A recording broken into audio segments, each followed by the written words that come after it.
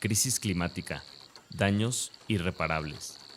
Estamos viviendo un momento de inflexión único en la historia de la Tierra.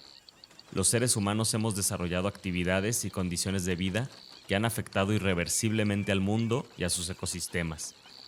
Las llamadas de alarma han dado paso al recuento de daños, y a pesar de que el panorama es desolador, sabemos que solamente las personas somos las responsables de detener la vorágine, de salvaguardar las condiciones de vida en el planeta. Por ello, desde el Rumor de la Discordia, hemos decidido hacer una miniserie llamada Del discurso al hecho, la crisis climática en México, donde abordaremos algunos de los principales casos de impacto ambiental, discurso político y acción gubernamental. Ponemos un especial énfasis en los proyectos de la actual administración federal, encabezada por Andrés Manuel López Obrador. Cada 15 días, un nuevo episodio. Gracias por escuchar.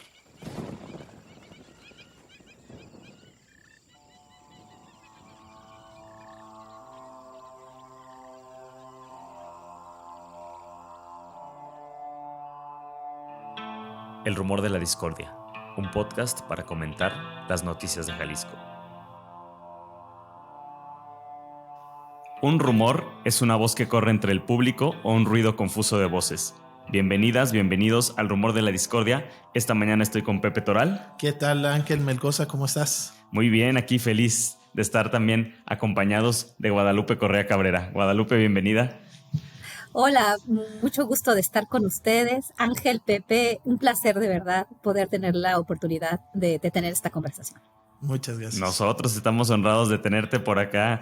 Lupita, para las personas que no te conocen, tú eres profesora, investigadora de política y gobierno, especialista en temas de migración, de seguridad, estudios fronterizos y relaciones México-Estados Unidos en la Universidad George Mason. Además, eres autora de este libro, Los Zetas Inc. Muchas gracias, Lupita. Muchísimas gracias, Ángel, por la introducción y por la invitación. Hola, Pepe. Un placer. Algo de lo que queríamos justo hacer con esta, estamos haciendo como una microserie, porque normalmente nosotros hablamos de Jalisco, pero en esta microserie queríamos repasar algunos temas nacionales, porque nos parecía que ya era hasta cierto punto, la crisis climática que vivimos, la afrenta, ¿no? La violencia criminal que enfrentan las personas defensoras y defensores del territorio. Había ciertas cosas que nos hacían querer hablar de temas, por ejemplo, como el proyecto del Tren Maya, como el proyecto de la refinería de Dos Bocas, como el proyecto que se está llevando a cabo también por allá en Sonora, donde también tuve oportunidad de estar hace unos años haciendo este documental de Tolvanera, y por eso un poco pues la invitación y el interés de platicar contigo, que vienes justo de estar por allá en Sonora, ¿no? Sí, claro, estuve en el estado y bueno, vamos a seguir ahí viajando para poder entender un poquito mejor qué es lo que se presenta como el llamado Plan Sonora, el cual a veces no me queda muy claro, pero bueno, Sonora también es un estado de interés, antes incluso de que fuera anunciado, por el tema del crimen organizado, ¿no? De cómo se ha configurado las redes de delincuencia organizada que empiezan a tomar un nuevo aire, digamos, en el último año, podría yo decir, con el arresto de Caro Quintero. Claro.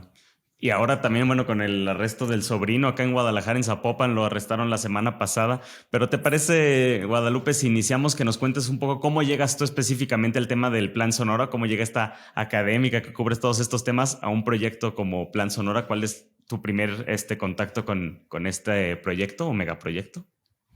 Sí, bueno, como bien dices, como pusiste en tu introducción, ¿no? Como leíste en tu introducción, me dedico más bien a temas que están más relacionados con seguridad o inseguridad, vamos, ¿no? Delincuencia organizada, en todas sus manifestaciones, incluyendo pues la trata de personas, es el robo de combustible, la venta de combustible y bueno, obviamente el narcotráfico, el lavado de dinero, tráfico de armas, todo lo que tiene que ver con las cuestiones de tráfico ilícito.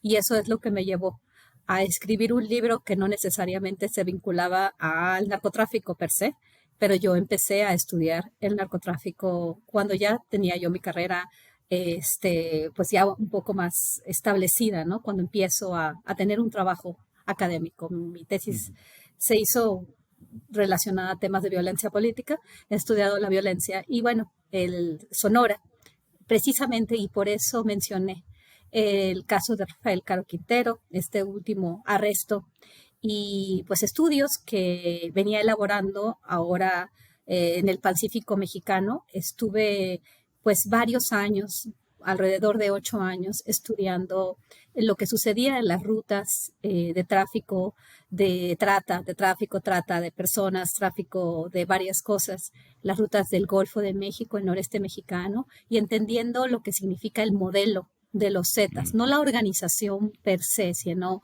un modelo criminal, un modelo de delincuencia organizada que fue realmente la inspiración de otros modelos, ¿no? Entonces estoy trabajando la segunda edición del libro de los Zetas Inc., que como digo, no estamos hablando de un grupo, estamos hablando de un modelo de delincuencia organizada y para eso, esta nueva edición son los Zetas Inc., una nueva generación de grupos pues obviamente que se inspiraban en este modelo criminal que tiene que ver con muchas otras cosas, ¿no? Y la geopolítica ocupa un lugar muy importante.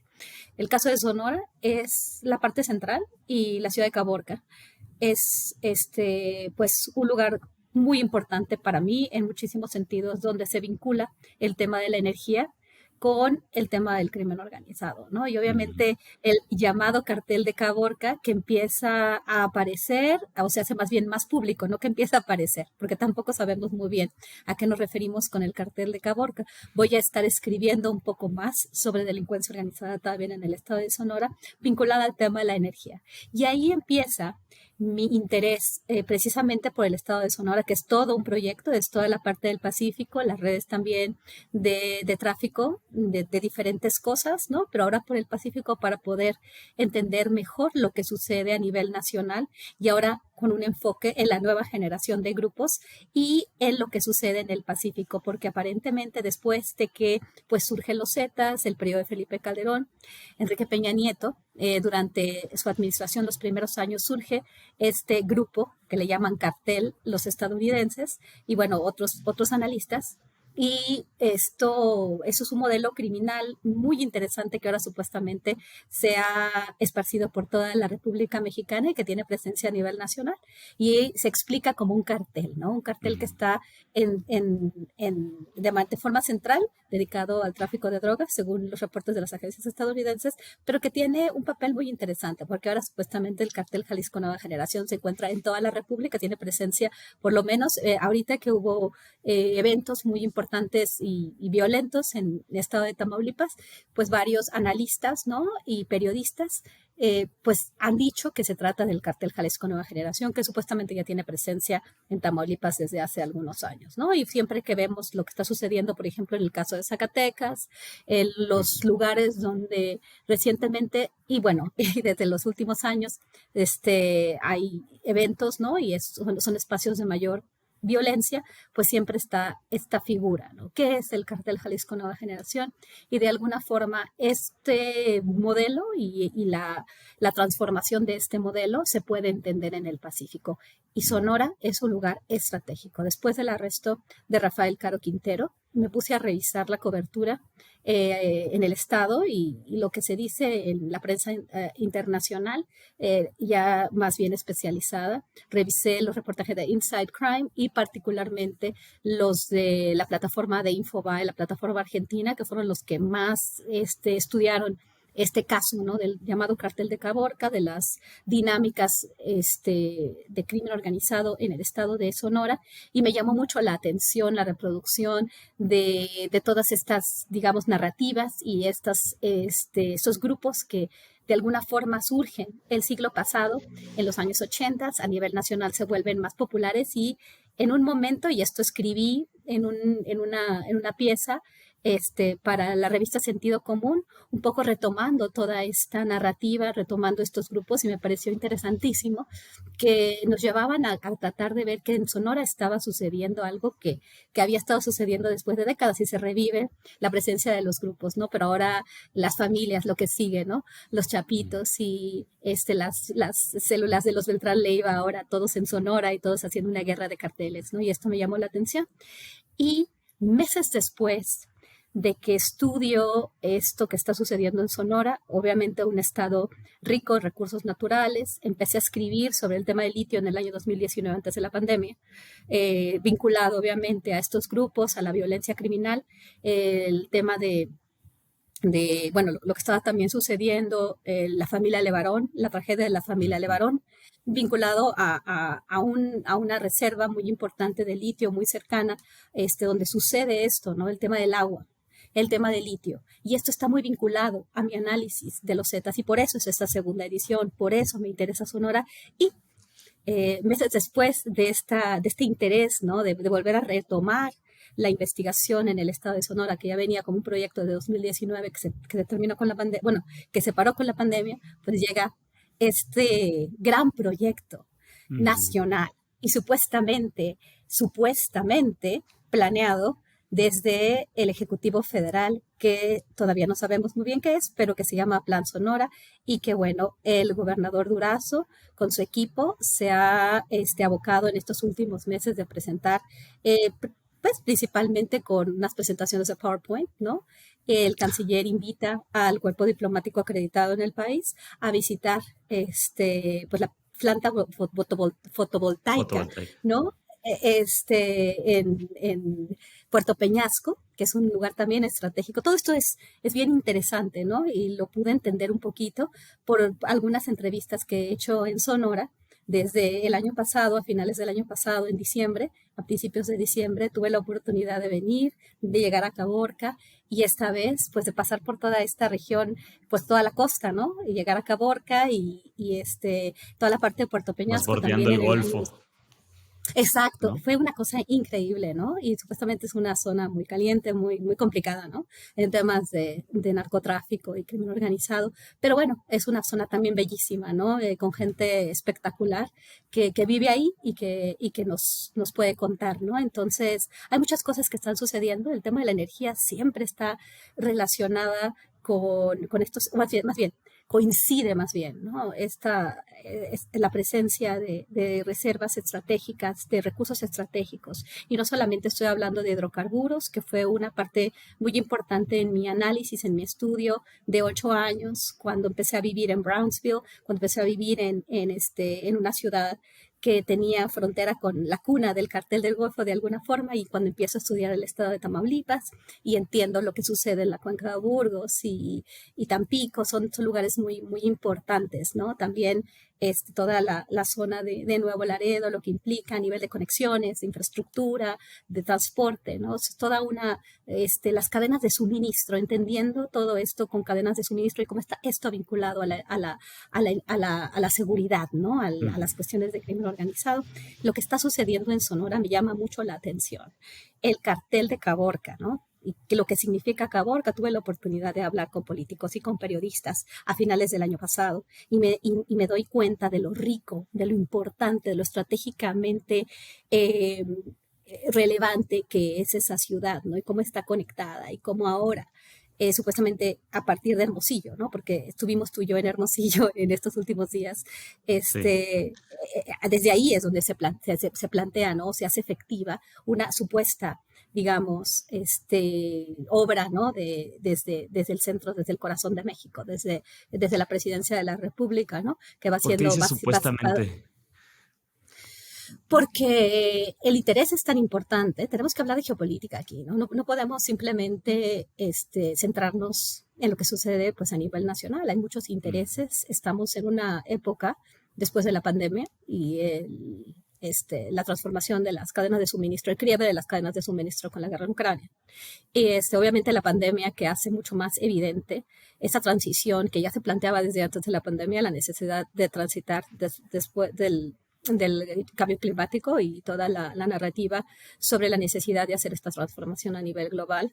No niego el cambio climático, pero es interesante, ¿no? Entender también los intereses que están detrás de toda esta, digamos, de toda esta transformación, porque los mismos grandes capitales que están presentes en el mercado de las energías no renovables, pues de alguna forma se están cambiando, ¿no? No sé Se están haciendo si han renovables. seguido. Exacto, claro, todas ellas. Iberdrola, ¿no? Como era la empresa, ¿no? De no renovables y de repente ya empezaron a hacerse verdes, ¿no? El verde de los dólares, quién sabe que si continúan los dólares o las criptomonedas. Estamos viviendo una época de cambios impresionante. Y la tecnología nos hace también cambiar toda esta conceptualización, la necesidad de algunos minerales, tierras raras y litio ahí en Sonora, y eso es muy importante, ¿no? El tema de Zacatecas es lo que estoy escribiendo y esta es la segunda edición de los Zetas Inc. O sea, realmente son, el estado de Sonora y Caborca es como el ejemplo, pero bueno, es un análisis de dos regiones importantes, ¿no? Que es Zacatecas y Sonora, tierras raras, litio, y esto empecé a escribir sobre esto desde 2019 porque empiezo a ver esta transformación y ahora se está acelerando. Después de la pandemia, el trabajo en casa, más utilización de, obviamente, pues de las computadoras y toda esta inteligencia artificial, toda esta transición ya a mucha más tecnología, ¿no? Esta quiebra de las cadenas de suministro por un lado y la necesidad de que dentro de las Américas se generen los chips y el litio y se tenga control, por lo menos, ¿no? De lo que va a generar pues la energía, ¿no? En los años venideros, ahora ya con tres polos a nivel geopolítico, ¿no? A nivel global tenemos tres grandes zonas de influencia. Algunos académicos o algunos analistas hablan de China, Rusia y los Estados Unidos y la OTAN, pero en realidad podemos hablar de zonas de desarrollo, ¿no? Y un quiebre después de la globalización, un fin de la globalización de alguna forma y el inicio de una nueva era, ¿no? De un mundo tripolar de alguna forma, ¿no? Que ya no va todo unido a lo que es este modelo que estaba guiado después de finales de la Guerra Fría por los Estados Unidos, esta globalización que es en general todo el globo terráqueo. Estamos hablando ahora de 3 puntos, ¿no?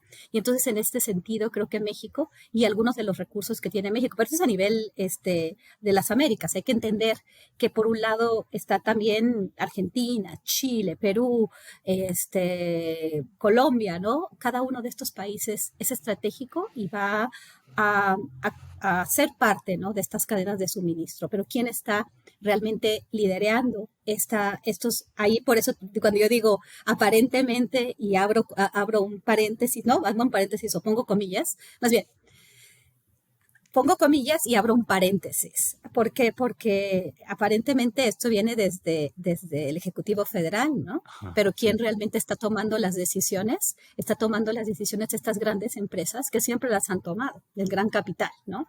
O sea, las grandes empresas que ahora tienen mucho más capacidad. Ahora no solamente estamos hablando de empresas que están solamente vinculadas al sector automotriz o al sector de la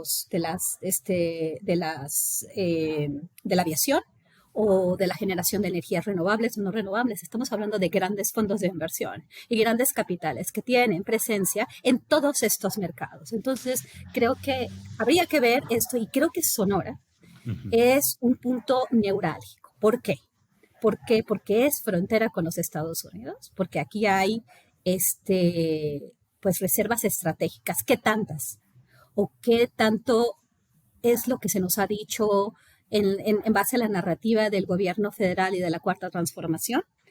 ¿Y qué tanto va a ser realmente parte de un proyecto que va más allá de nuestras fronteras y más allá de las fronteras de los Estados Unidos? ¿Qué tanto esto tiene que ver con los grandes capitales? Entonces, por eso digo, esto se está planteando como que, mira, el presidente hace una reforma, bueno, más bien, plantea una reforma al sector eléctrico, una contrarreforma energética, estamos hablando de nacionalización, estamos hablando de nacionalismos, y al principio yo lo quería ver así, creo que lo quise entender así, y se va dando cuenta uno que no necesariamente es así, ¿no? No estamos hablando de un país que va a reinvertir sus mismos recursos y que va a generar más riqueza. Así nos lo quieren vender.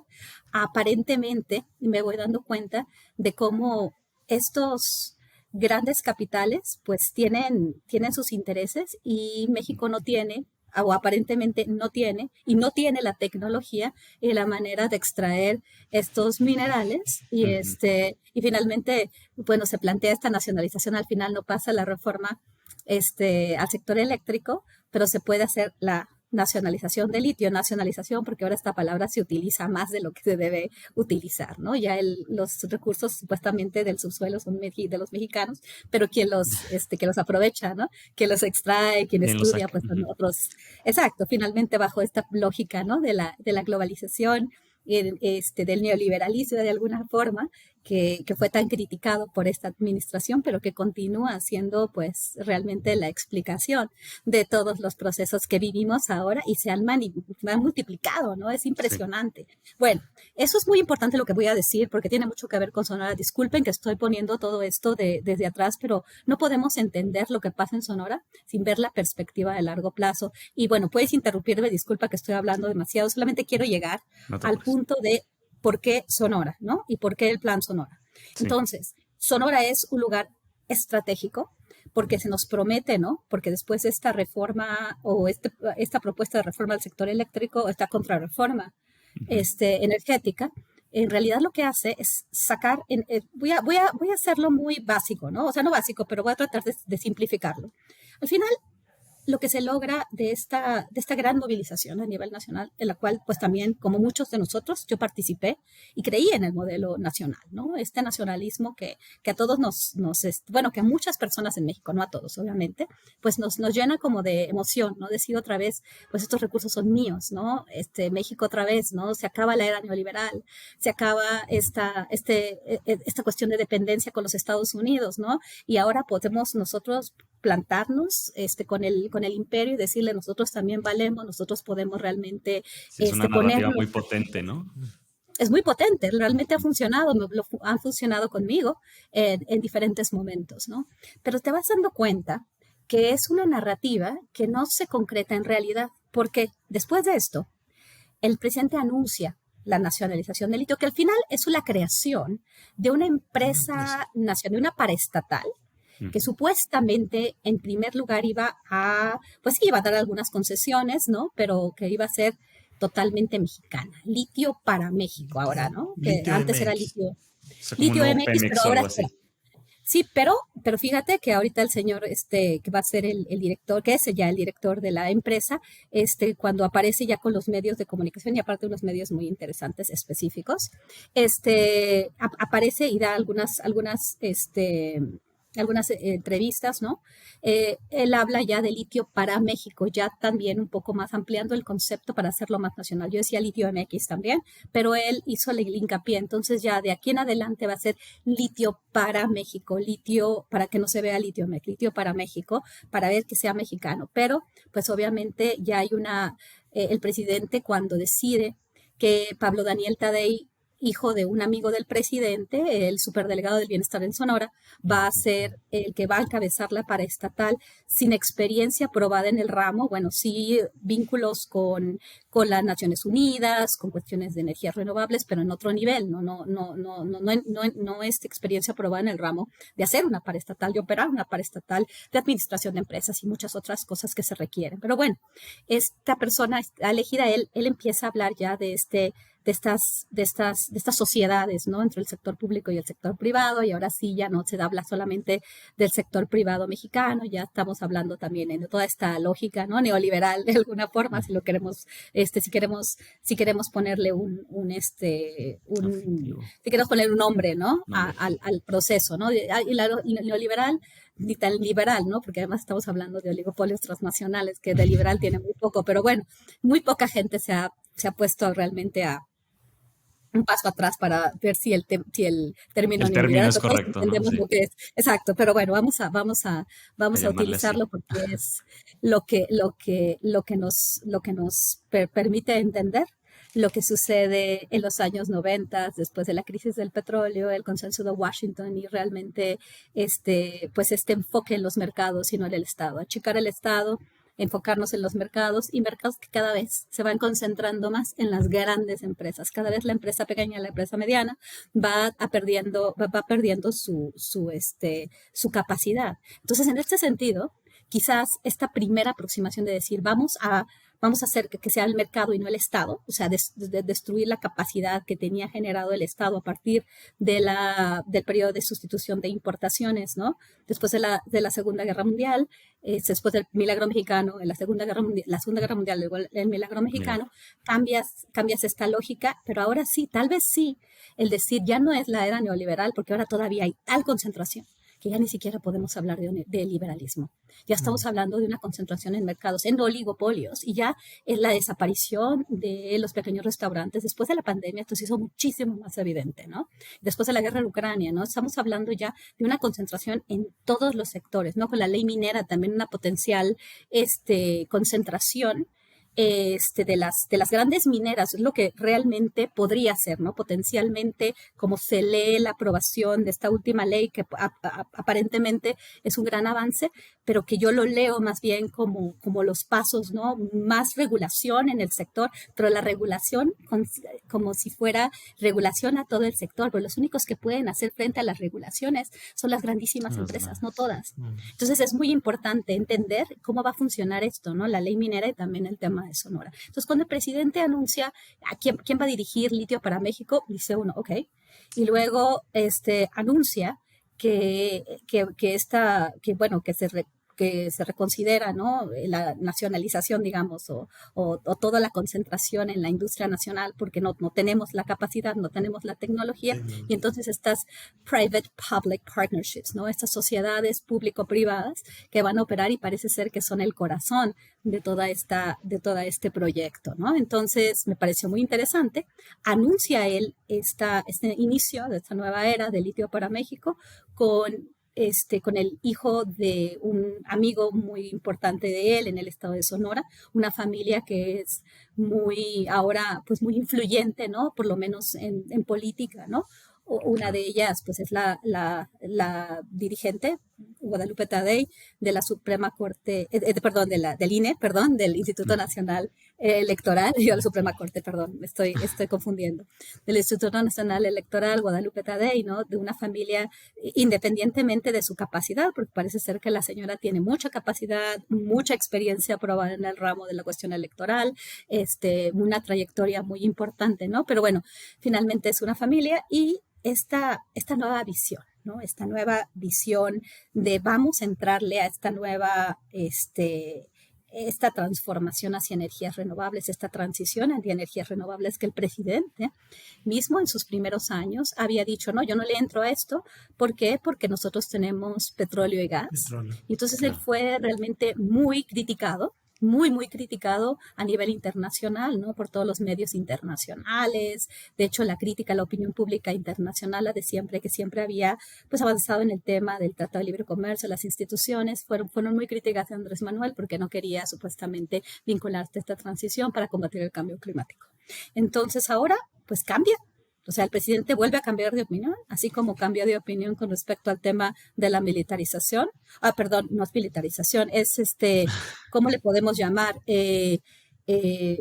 Militarismo, vamos, ¿no? Pues un avance de los militares en áreas en las cuales no estaban asignados para ellos, sino para los civiles, pero no es militarización, disculpen el uso del término, porque luego hay mucha crítica, ¿no? Con la utilización de este término, pero así como él cambia de opinión con el tema de la Guardia Nacional y las capacidades del ejército mexicano, pues también cambia de opinión en este sentido, ¿no? Y ahora presentan este plan Sonora como también un polo de atracción y pues todavía no sabemos necesariamente cuántos miles de millones de dólares se van a requerir para poder desarrollar proyectos que van más allá de litio para México, que supuestamente era pues la parte que iba el motor, ¿no? Estas plantas fotovoltaicas, también una desaladora o desaladoras de agua, entonces toda la generación de energía y bueno, obviamente la extracción de recursos estratégicos para este nuevo modelo energético a nivel hemisférico, porque como dije, ya no hablamos de globalización, sino estamos hablando de polos de desarrollo a nivel geopolítico, o sea, regional. Entonces, México es parte de esto, ¿no? Y México decide formar parte de esto. Decide, pero no necesariamente estamos hablando que planea. Es un plan del gobierno de la Cuarta Transformación o es una necesidad que plantea una nueva realidad? Sin decir, nos están imponiendo, ¿no? Aunque sabemos cómo funciona el imperialismo real, ¿no? O sea, realmente cómo funcionan las relaciones entre los países, la periferia y el centro, ¿no? Hablando un poco de esta teoría de la dependencia, que de alguna forma ya se había acabado, ya no se habla, ¿no? La CEPAL, el siglo pasado, ya esta teoría ya no estaba presente, pero hoy podríamos otra vez hablar de los centros y la periferia, pensando en este nuevo orden del cual estoy hablando, ¿no? En el cual, pues, Sonora es una parte crucial. Disculpen, pero es muy importante, antes de hablar de Plan Sonora, de contextualizar toda esta realidad para poder seguir discutiendo. Claro. Un poco saber, o sea, este plan Sonora tiene que ver con la explotación de un mineral tan importante como el litio para tecnología de telecomunicaciones y demás, que ha tomado muchísima relevancia a nivel mundial. Y también generación de energía solar, por ahí también unas termoeléctricas que se venden como energía limpia, que no es tanto, ¿no? Es quemar gas, no es limpia. Entre todos estos intereses económicos que se está previendo detonar ahí en Sonora, ¿qué papel juega el crimen organizado? Que digamos de eso no se habla oficialmente, pero tú sostienes que claro que tienen pues un papel importante en todas estas decisiones. Mira, es un poco difícil, digamos, asegurar, ¿verdad? ¿Cuál es la relación que se tiene? Obviamente todo esto son planteamientos de hipótesis y definitivamente todos aquellos, incluyendo Ángel, ¿no? Desde la parte más visual, la parte del análisis, ya con documentales, para poder realmente enseñarle a un público más grande, ¿no? Y mostrarle de una forma, pues como dije antes, más visual estas hipótesis, ¿no? Lo que está sucediendo y lo que nos ayuda a pensar ciertas relaciones, ¿no? No podemos probar la conspiración porque realmente no existe y si existe no la podemos probar, pero hablo de una conspiración, hablo de una serie de intereses, porque a muchos de estos intereses no les gusta que se hable de este tipo, de su participación en, digamos, no quiero usar esta palabra, sino más bien en algunos proyectos, ¿no? Que los van a beneficiar de una forma fundamental, ¿no? Hay intereses donde ellos participan de una manera central porque son los que más se benefician y estamos hablando de grandes capitales. ¿Cuál es la relación del crimen organizado? Y sobre esto ya hemos hablado muchos de ellos, de estas personas han tendido a simplificar un poco, ¿no? El tema de, sí, estos grupos paramilitares criminales están ahí, desplazar territorios, desplazar comunidades que son ricas en ciertos recursos. Eso es la parte más, digamos, más superficial, más simple, ¿no? de este análisis, ¿no? Pero es probablemente cierta, aunque no podemos probar que hay un plan per se, ¿no? Porque aparentemente también podría ser, pues, una serie de intereses que se van aprovechando, que son oportunistas, ¿no? Y que van aprovechando este desplazamiento, esta llegada de estos grupos malos, ¿no? Que van desplazando personas de sus territorios debido a que su proyecto es ya más bien sus estrategias son más bien militares, ¿no? Y esta confrontación entre el ejército mexicano a partir de la declaración de la guerra contra las drogas que se ha extendido y que se ha consolidado y que se ha fortalecido de una forma que nunca hubiéramos planteado en este preciso momento, con esta administración. Ahí es la consolidación del militarismo en México y de la capacidad del ejército de hacerse cargo de todo lo que sucede en términos de seguridad, o más bien a nivel federal, que tiene que ver con su combate con la delincuencia organizada. Cuando entra lo que yo le llamé que hay muchas críticas con la utilización de este término, porque también es muy amarillo para algunas personas, pero que realmente representa la realidad de alguna forma, ¿no? No la realidad del término como tal, esta guerra civil por recursos, esta guerra civil moderna. Haces un enfrentamiento entre los militares y un grupo armado, ¿no? Eso es como una de las bases de la guerra civil, no con un motivo político, pero sí económico. Y entonces tienes desplegado en el territorio nacional a militares y tienes la presencia de estos grupos, que algunos se llaman el Cartel Jalisco Nueva Generación, porque se aparece en todos lados, y entonces eso es bien interesante cada vez que entra en estos grupos que a muchos les decimos, no nada más yo, obviamente hay muchas otras personas que han estudiado este tipo de modelos, este tipo de fenómenos, ¿no? Puedo pensar gente que lo ha hecho como Osvaldo Zavala, Don Paley, Federico, Mastro Giovanni y otros periodistas, ¿no? Ignacio Alvarado, el mismo Ángel, ya que lo ha consolidado en un documental, ¿no? Esto ya es una cuestión mucho más, que no le dice una persona, ¿no? Sino realmente se ha podido comprobar, ¿no? Se ha podido comprobar que llegan estos grupos. El paramilitarismo, que eso es una caracterización muy, muy, muy importante. Ya no estamos hablando de un cartel que se dedica a las drogas, sino de grupos criminales que no tenemos bien claro su origen, pero que van apareciendo y que de alguna forma la violencia que generan en el territorio, pues obviamente, y además de todo, la simbología, ¿no? Yo lo explico muy bien en el libro de los Zetas, cómo estas nuevas técnicas, ¿no? O sea, el descuartizamiento, bueno, cortar cabezas, la utilización de las narcomantas, de los narcomensajes, ¿no? Mensajes. Es como si realmente un grupo que se dedica al narcotráfico dice, hey, vengan a ver que estoy aquí haciendo males, ¿no? Y entonces ya cuando tienes al ejército en las calles y ahora más, entonces generas esta confrontación armada entre un ejército real, que es el ejército mexicano, y un grupo armado. O sea, un ejército de civiles, ¿no? Y esta confrontación genera niveles de violencia increíbles, importantísimos, ¿no? Y esto, pues obviamente a las comunidades las desplaza de sus territorios y esto es muy importante porque, como dije, mucha gente simplifica este mensaje, ¿no? Y habla solamente, sí se desplaza porque hay recursos, sí, eso ya lo oíste en muchas partes, ¿no? Y eso lo han repetido muchas personas. Pero en realidad, esto logra, y lo hace bien Paley, ¿no? En su libro de Drug War Capitalism, porque es que no solamente es esto, sino es simplemente esto contribuye a la presencia justificada de las Fuerzas Armadas en los territorios. Entonces, tú tienes ya la posibilidad de tener al ejército en territorios que sí, muchas personas prefieren venderlos, prefieren dejarlos a seguir viviendo en la zozobra, pero tampoco tienen tantas posibilidades. La gente no puede decir vendo y me voy a Houston, ¿no? Algunas personas sí lo hacen, pero es difícil, ¿no? Pero ya tienes la capacidad de poder hacerlo y de poder rentar tus tierras o de poder venderlas cuando realmente llegan estos planes, ¿no? Estos planes como Plan Sonora, y ya tienes como fuerza de contención, como una fuerza represiva de los pueblos. Ya no fácilmente vas a decir, no, oye, yo quiero más de renta, yo quiero... Están hartos, ¿no? Llegan los grupos criminales paramilitares, llega el ejército, es un estado en el cual ya aceptas el status quo que pues te genera o que plantean pues los grandes capitales, ¿no? O sea, de alguna forma ya los pueblos tienen todas sus energías pues abajo, ¿no?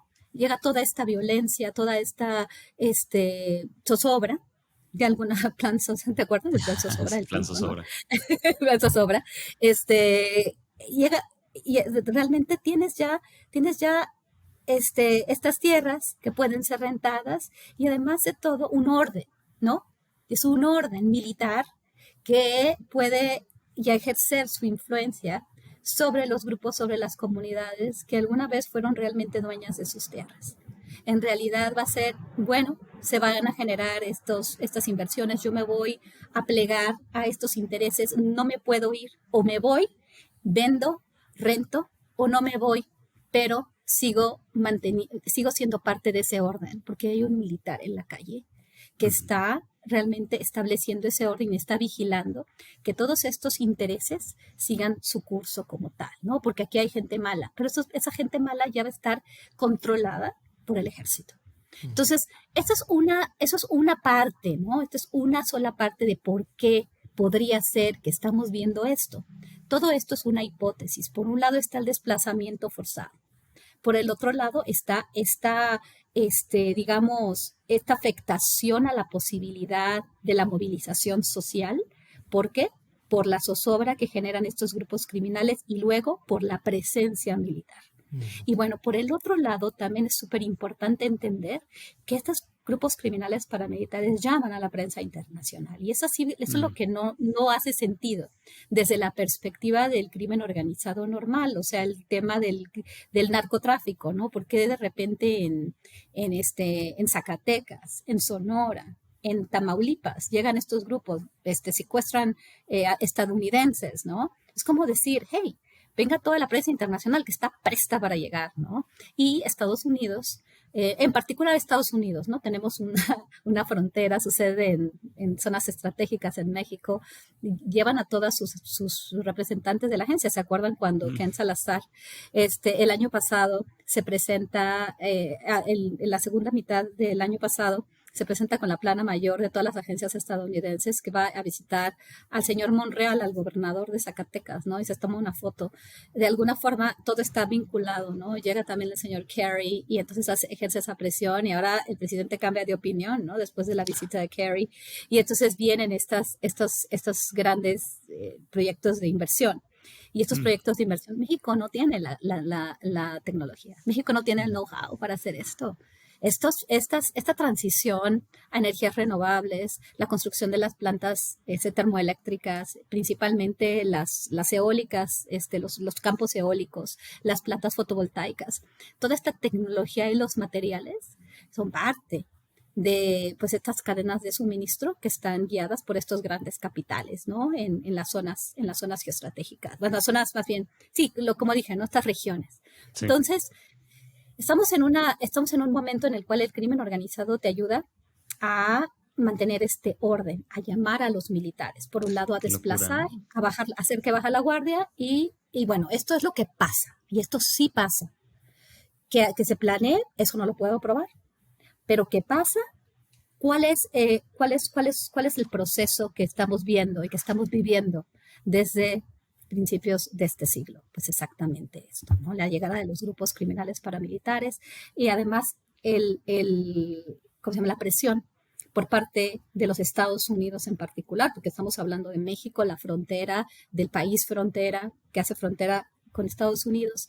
Entonces tenemos también la presión de los estadounidenses para seguir manteniendo agentes de la DEA, seguir manteniendo influencia, seguir dando capacitación, para seguir con este modelo militarista, ¿no? Este modelo que se planteó y se expresó ya de forma consolidada con Iniciativa Mérida, y ahora pues es con partes bonitas, entendimiento bicentenario, pero si siguen secuestrando estadounidenses, si siguen pues los estadounidenses teniendo problemas a nivel nacional, digo, de seguridad nacional, como para ellos su crisis del fentanilo, y no lo digo así porque es una crisis de ellos, ¿no? Que atribuyen a los cárteles mexicanos, esta presión que van a seguir ejerciendo, ¿no? La mano dura, la mano blanda de los demócratas, la mano dura de los republicanos, pero al final se tiene que llegar a algún consenso, y es más presencia militar, más securitización. Vamos a hablar de securitización con la militarización, porque no es una securitización utilizando a la policía, un cuerpo represivo policíaco, sino cuerpos represivos militares, con todo lo que eso implica, ¿no? No podemos perder de vista el modelo militar en esta conversación, que es muy, muy importante, ¿no? Y bueno, hay actores, ¿no? Que al final los actores y los nombres van y vienen, ¿no? Que el gobernador de Sonora, que también fue el que realmente dejó morir a la policía, ¿no? Todo el mundo habla de García Luna y todo el mundo se enfoca en García Luna, pero ¿quién hizo mal su trabajo para lo cual ahorita la narrativa no se pudo porque García Luna estaba ahí?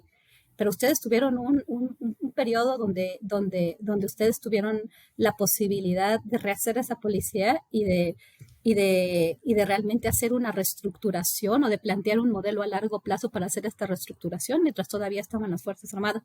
Absolutamente no. ¿De dónde viene este plan? No lo sabemos.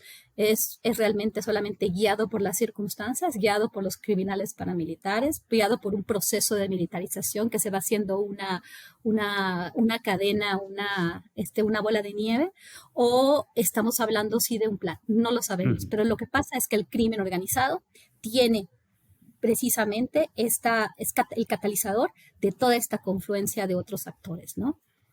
Guadalupe, un poco nos estamos también acercando al final y nos has planteado toda esta postal, ¿no? Macro, que nos ayuda muchísimo para poder entender que no solamente son los efectos específicos que pueda tener la planta fotovoltaica que colocaron, ¿no? El proyecto que por el momento parece ser que no va de la planta desaladora o que la están poniendo en pausa. Pero específicamente ahora en este viaje que tuviste, si nos pudieras contar un poquito de las cosas que pudiste apreciar y de las personas con las que pudiste platicar. A mí, yo también estuve por ahí en Hermosillo, hablábamos hace ratito, hacíamos broma con esto del plan Zozobra, ¿no? Porque habíamos estado en contacto y sabíamos que íbamos a estar por allá.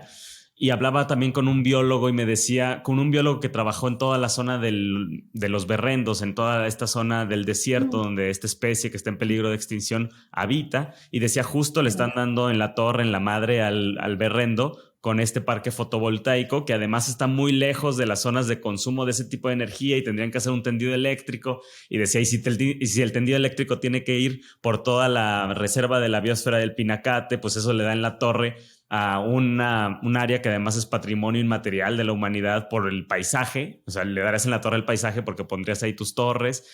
Y me empezaba a dar un montón de problemáticas que tiene el proyecto específico quizás del parque fotovoltaico. Pero en ese tipo de cosas así específicas que viste ahora en este viaje, Guadalupe, ¿qué nos podrías contar de esto que ya está existiendo como plan Sonora, ¿no?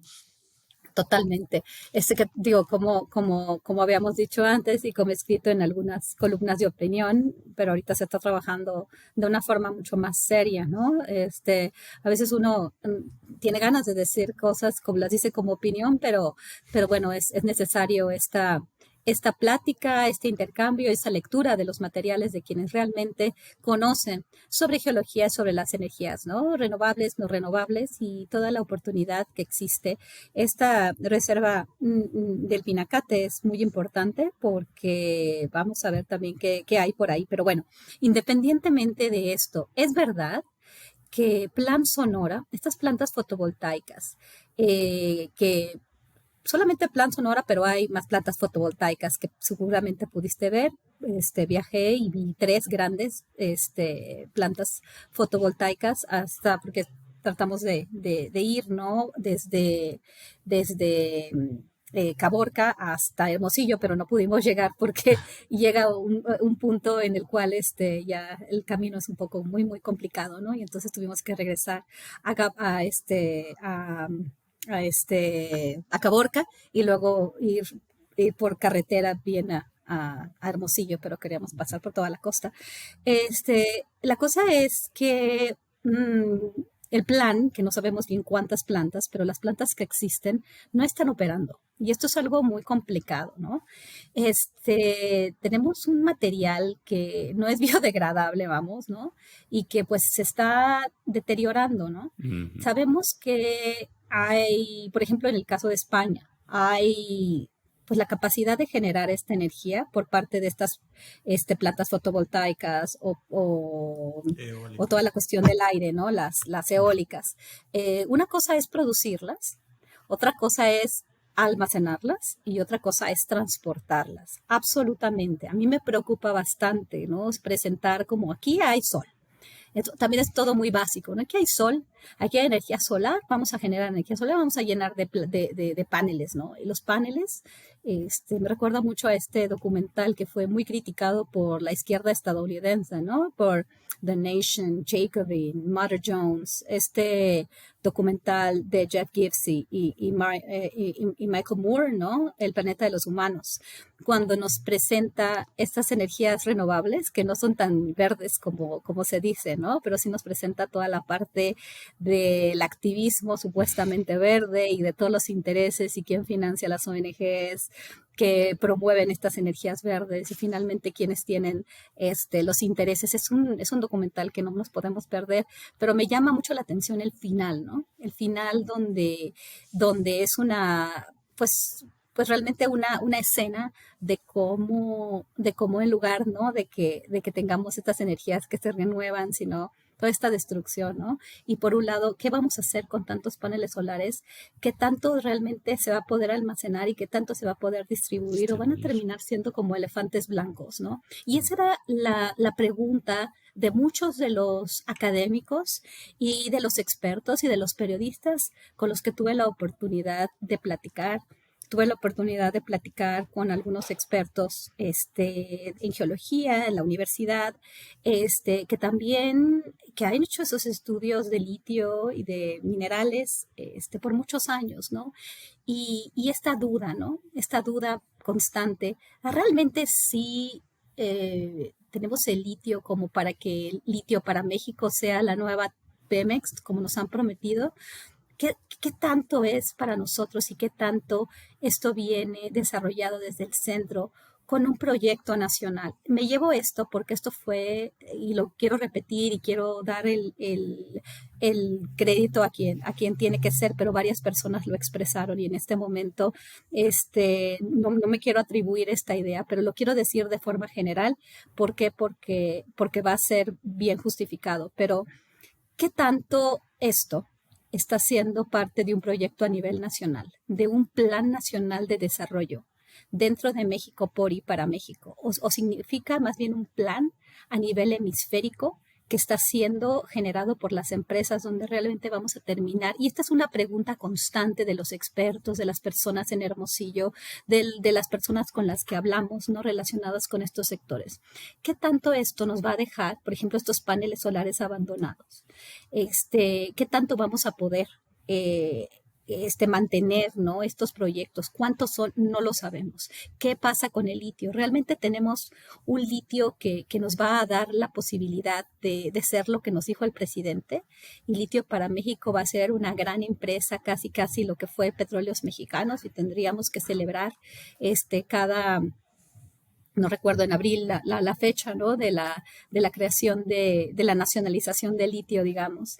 Vamos a celebrar a la Cuarta Transformación y a la Dalit de la Cuarta Transformación, Andrés Manuel López Obrador, o simplemente esto es parte de un modelo en el cual vamos a llegar a ser maquiladores, ¿no? Para una reconfiguración de las cadenas de suministro.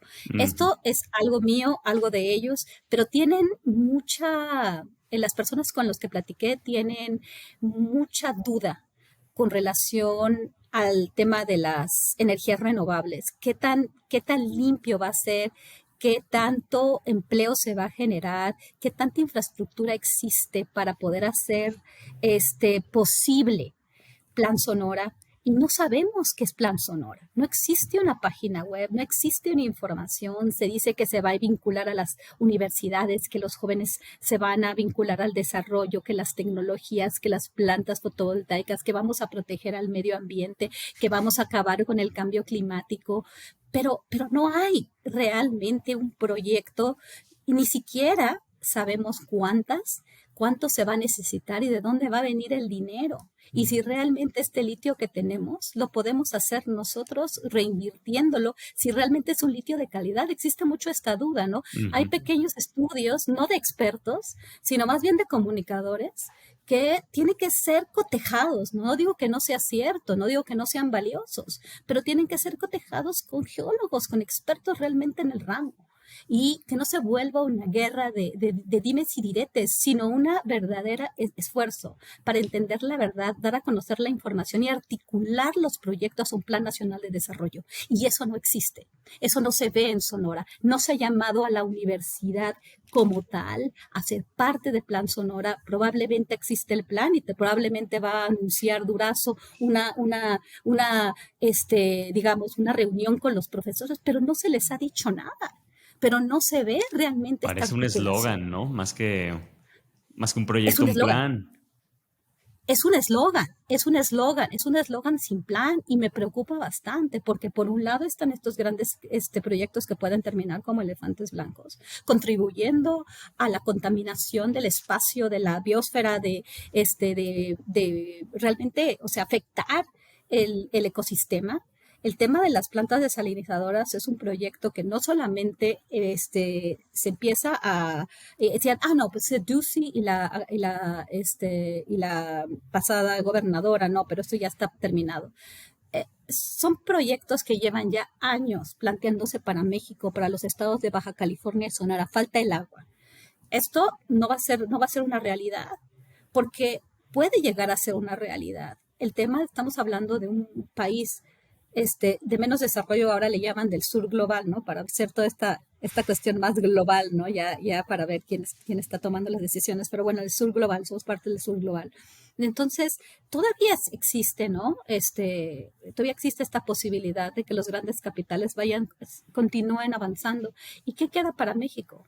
¿Qué queda para México? Queda para México ser un maquilador, realmente endeudarnos, ¿no? Para hacer posibles proyectos que van a terminar como elefantes blancos, como en el caso de Baja California, si se hubieran hecho posibles los 2 proyectos de desalinización de agua en Baja California que empezó Kiko Vega. O sea, es algo muy complicado que preocupa y que ahorita parece un eslogan y una presentación de PowerPoint. Además de todo, que estas presentaciones se hacen por parte de personas que no se ve que tengan los niveles que se requiere para plantear un proyecto, o sea, llegan, se reúnen con empresas y los empresarios los sobrepasan. Pues es que tienen añísimos en el sector y pues investigadorcitos de 2 años, de 3 años o pues funcionarios, ¿no? Que se dedicaron a la seguridad y ahora se dedican a las energías renovables, pero con muy poco nivel, donde no hay un proyecto, donde no se ve que se esté llamando a las mejores personas para que todas ellas formen parte de un proyecto de generación, de desarrollo a nivel de país. Oye, Guadalupe, ahí justo me gustaría pedir tu opinión sobre incluso decimos es un eslogan, entonces quizás es una pieza de comunicación y como tal a mí me sorprendió muchísimo lo que hizo el periódico español con mucha presencia en América Latina, El País, haciendo un foro organizado junto al gobierno de Sonora y teniendo unos ponentes muy extraños que eran algunos así quizás investigadores pues especializados, pero algunos otros que eran pues funcionarios públicos en un templete, ¿no? En un evento, una faramalla, además que parecía, ni la gente de Hermosillo, yo platicaba con periodistas con los que confío mucho y me decían, es que esto se lo sacaron de la manga y apenas lo anunciaron hace 2 semanas y ya se va a llevar a cabo y yo no puedo ir, pero a ver quién puede ir para que documente eso. Pero bueno, ¿cuál es tu opinión de eso que se dio? Fue muy mal. Fue cuando fuimos nosotros, ¿verdad? Sí, yo estaba, ves que no pudimos coincidir, estábamos cuando yo estaba en Caborca, sí, estamos a destiempos, que estuvimos muy cerca. Claro que sí, de hecho, totalmente me comentaron esto. Este eslogan, pero además mal hecho, ¿no? Se gastaron recursos, porque además, digo, toda esta mecánica lleva pues dinero de por medio, ¿no? Hecho al vapor, sin una planeación, sin haberlo comunicado bien. Realmente fue una pifia, ¿no? Mal atendido, o sea, al principio cuando se inauguró parece ser, ¿no? Que sí fueron ahí a tomarse la foto, pero después fue un foro que fue totalmente irrelevante. Sí. Oye, entonces, ¿de qué estamos hablando? Estamos hablando de un eslogan, y un eslogan que ni siquiera está bien hecho, ¿no? O sea, porque un eslogan, haces toda la mercadotecnia y lo presentas bien, ni siquiera, o sea, simplemente presentas, aquí está esto, pero no le das un poco de seguimiento, ¿no? Entonces, realmente yo veo, pues, poca capacidad, mucha limitación en el tema de la experiencia y muy poca visión, ¿no? Creo que nadie se cree Plan Sonora. Creo que aquellos que estamos tratando de entenderlo no nos lo creemos, no lo vemos, por lo menos como lo está planteando el gobierno federal y el gobierno del estado, no lo vemos como algo posible, probable, y sí me da mucho miedo porque sí existe el potencial de esa tierra, porque esa tierra realmente es importante. Por lo que yo les expliqué en el tema de las cadenas de suministro y esta reconversión y esta transición acelerada hacia las energías renovables. Sonora es un espacio importante, ¿no? Porque a veces muchos con los que hablé me dicen, no, esto no es nada, ¿no? Plan Sonora no va a ser nada y miren a quién pusieron el litio para México, o sea, es una broma. Entonces mucha gente no le da pues no creen en eso, con mucha razón. Lo que sí es que yo creo que sí es un lugar estratégico y lo que sí me preocupa, ¿no? Es que se vaya realmente a consolidar la posibilidad, sí, de que se hagan los proyectos que son importantes para el gran capital, ¿no? Y que al final, bueno, no se haga lo que está proponiendo el gobierno federal, litio para México, pero que seamos maquiladores de energía. impresionante lo que se planteó con la planta desalinizadora, cómo iba a ser agua para Arizona. Arizona. Pude platicar con varias personas que me comentaron, ahorita sin atribuir, ¿no? Porque tiene que haber permisos y demás, pero esto está todo documentado, ¿no? Cómo se planteó, cómo el gobierno de Arizona se lo plantea al gobierno pasado de Sonora y era como que parecía todo muy bien, ¿no? O sea, yo hago mi planta, no te preocupes, yo te paso un poquito de agua ahí a Hermosillo. Cuando estás dejando toda una destrucción, ¿no? Lo interesante es que hay muchas personas que no están de acuerdo, expertos, activistas, que no estuvieron de acuerdo, que se están organizando, pero ¿qué tal si nos meten a los militares? Y esto es el problema, por eso es importantísimo lo que les estoy diciendo y por eso todo está conectado, ¿no? La capacidad que tenemos de movilización o que hemos tenido de movilización continuará siendo así si nos siguen inundando con criminales y luego llegan las Fuerzas Armadas a poner orden. Eso sería tremendo, porque ya ni siquiera podemos decir que no a una planta desalinizadora de agua. Estoy simplemente poniendo un escenario. No estoy, no estoy planteando una teoría de conspiración, estoy planteando un escenario, esto es perspectiva, así se analiza la geopolítica, así se analiza el futuro, a partir de escenarios, y ese sería un escenario muy negativo, me preocupa por algunas tendencias que estoy observando, así se generan escenarios, quien sabe de perspectiva entiende que son escenarios que jugamos con lo que hay, con los elementos que nos ayudan a alimentar el modelo y ver y plantear un escenario, ¿no? Otro escenario es que no se va a terminar, pero nos queda el elefante blanco, nos quedan los paneles ahí, ¿qué vamos a hacer con todo ese desecho?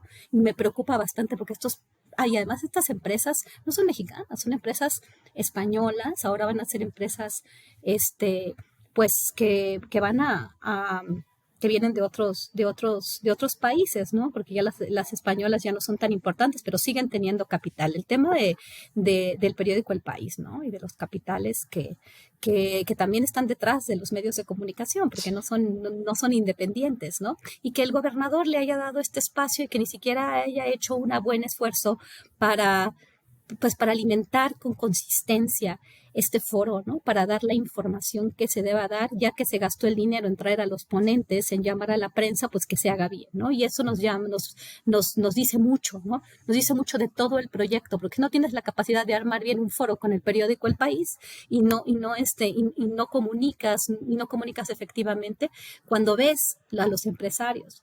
El gas natural licuado, los proyectos de ahí, y ves a los consultores, ves a las empresas, ves los intereses que existen, y ves al gobierno de Sonora y a los funcionarios, que también tienen una estafa impresionante, la estafa legislativa de la que voy a describir esta semana, que viene.